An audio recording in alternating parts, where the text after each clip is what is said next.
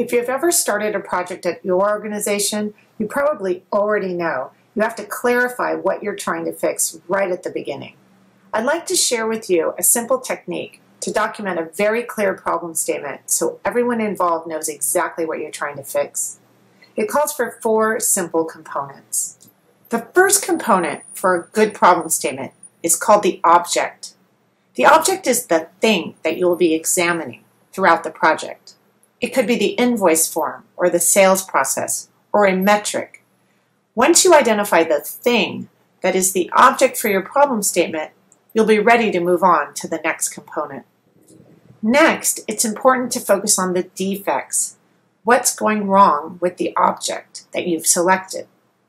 The defects are the pain points and the issues and the feeling of what's going wrong, which is the focus for why you're trying to solve this problem. Now that you know the object and some of the defects going wrong with that object, the next question to ask is, how big is this problem?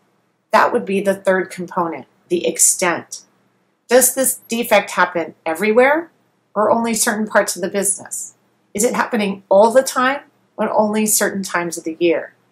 Once you define the extent of your problem, you now know how big is this problem we are trying to solve.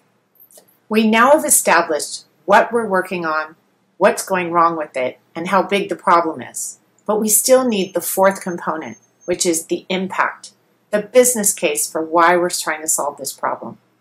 Are we losing revenues? Are we increasing costs? Have we lost efficiency? Or perhaps we're raising a safety or environmental risk. All of those make up the impact portion of your problem statement. Each of these 4 components make a very simple statement about what we're working on, what's going wrong with it, how big the problem is, and why we need to solve it now. Put them all together and you'll have a very strong problem statement right at the beginning of your project. Thanks for watching this first guide on how to write an effective problem statement. Feel free to send me any questions and I'll try to answer them in future guides. Keep up the continuous improvement.